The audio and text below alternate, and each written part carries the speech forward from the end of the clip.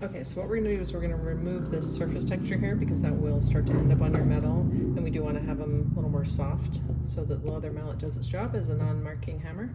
Basically what you wanna do is you can take this outside and hit it on a curb, or you can hit it on a metal block or this edge of an anvil, anything that's really sturdy that you can really kind of go at it and beat it. And so I like to start on one end of it and then work my way across the hammer and then back. And then I'll even change angles going up and down on it, so that what we're trying to do is we're actually trying to break open these fibers a little bit to start with. And then what we're gonna do, you can do both sides. What you're gonna do is you're actually gonna soak it in water. I only like to dunk the head in because it does actually affect the wood of the handle. So dunk the head in, you're gonna leave it for a couple of hours, then you're gonna pull it out again, and then you're gonna beat it again. A lot of times if you're doing it on concrete, what'll happen is you'll actually get a little bit of, maybe a little bit of gravel or something in it.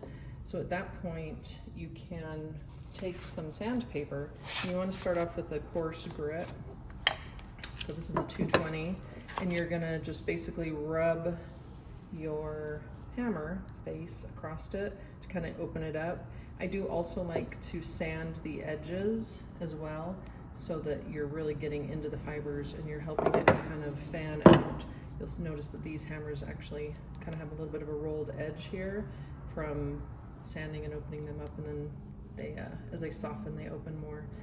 So you can do the 220 and then you can reduce grits and go down to 320, 400, but basically just do the soaking, hammering, and sanding as much as you need to do until you get a good start on your hammer.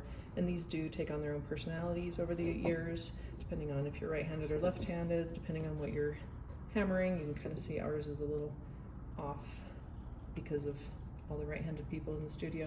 Hope this helps you get a better surface on your leather mallet, and let us know if you have any questions.